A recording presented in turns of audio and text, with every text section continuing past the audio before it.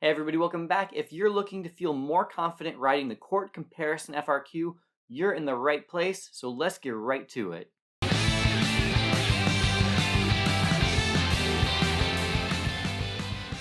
Alright, I hope that you are having a wonderful day today.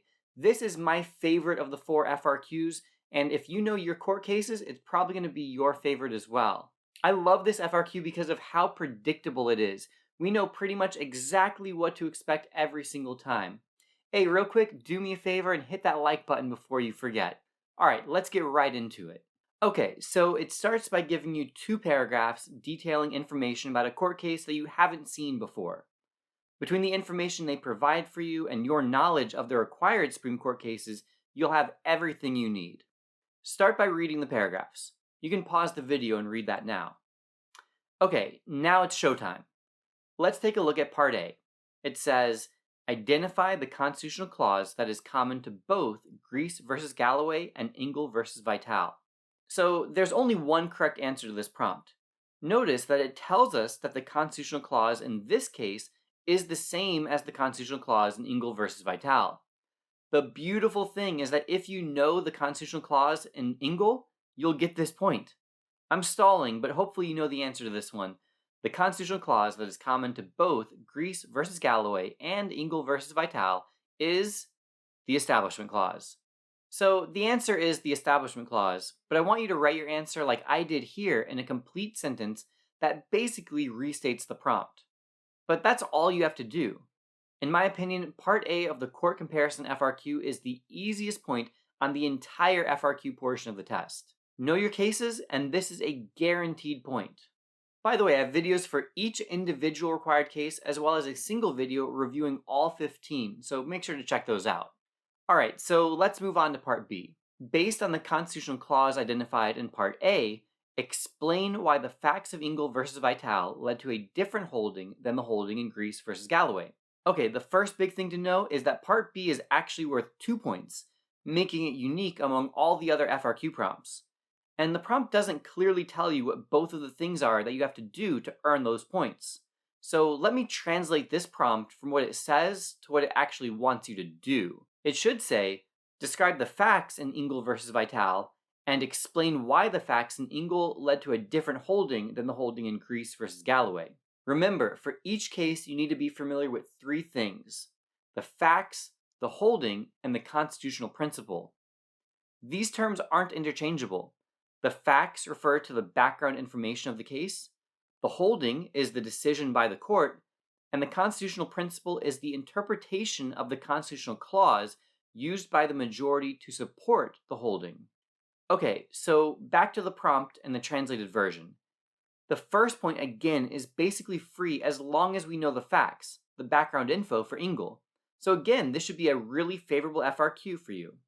So let's go ahead and describe the facts in Ingle. Something like, in Ingle versus Vitale, the state of New York passed a law that required public schools to begin the school day with non-denominational prayer.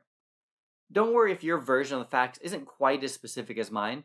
The key thing that they'd be looking for is that you know that Ingle dealt with public school prayer. Alright, on to the second portion of Part B, explaining why the facts in Ingle led to a different holding than in our new case, Greece versus Galloway. So we know the facts in Ingle, obviously, but let's go back through the info they provided about the new case to find the relevant and important differences that could have led to a different holding.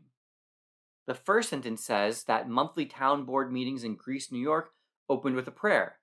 That's an important difference, town board meetings versus public schools. As we keep reading, they provide a lot of detailed information about the process of choosing clergy members to give the prayer. Alright, the next paragraph tells the court's ruling in which they upheld the use of prayer by the town. Okay, lent gravity, transcend petty differences, spirit of cooperation. Okay, here we go. The audience was primarily lawmakers themselves, and though many bowed their heads during the prayer, they did not solicit similar gestures by the public. That's the key difference here. Who was being invited to pray? In Ingle, it was kids, public school students, whereas in Galloway, it was adults, primarily lawmakers. So let's write it up.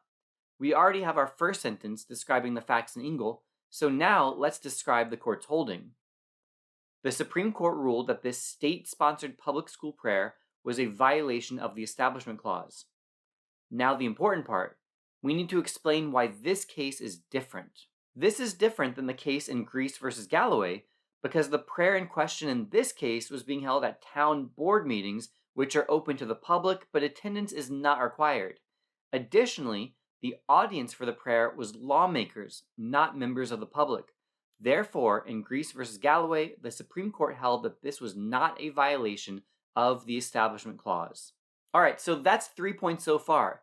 And if you really think about it, if you knew the facts, the holding, and the constitutional principle of Engel versus Vitale, and you knew how to write the response, like hopefully you do now, you're basically being gifted 3 out of the first 4 points on this FRQ. That's amazing.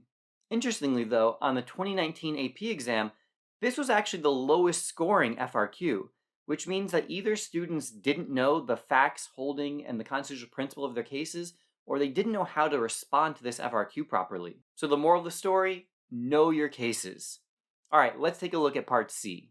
Describe an action that members of the public who disagree with the holding in Greece versus Galloway could take to limit its impact.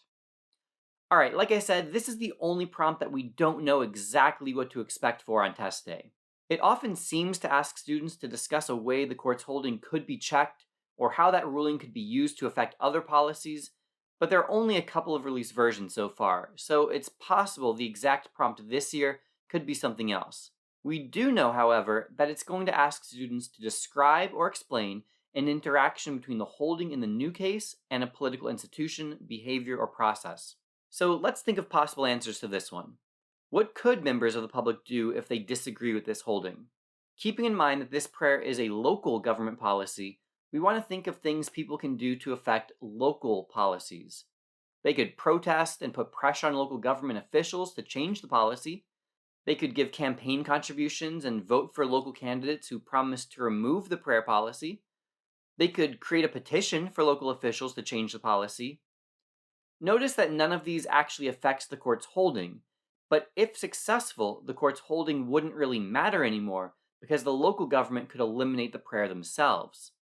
Remember, to actually get a court's ruling changed, the formal ways to do this are via a constitutional amendment or nominating justices who would vote differently on a future case. You could link both of these formal methods to the public, but the answers listed above are much easier to write for this prompt. So I'll just go with protest. It's just to describe, but we still need to provide details and show how this action could be successful. One action that members of the public who disagree with the holding in Greece versus Galloway could take to limit its impact is to protest and put pressure on government officials to eliminate the ceremonial prayer. If they are successful in getting that policy changed, this would limit the impact of the court's holding. And that's pretty much it. I am really confident that if you learn your cases, you know the facts, holding, constitutional principle, there's nothing to worry about on this FRQ. So until next time, this has been a LaMoney production. Thanks again for watching this video. If it helped, do me a favor and hit that like button for me. You know I appreciate it so much. Let me know in the comments down below what you'd like to see me talk about in another video. And by the way, if you're really serious about killing this AP exam, make sure to check out the AP Gov Ultimate Review Packet. It's awesome, has everything you need, practice tests, study guides, the whole 9 yards. See you guys over there.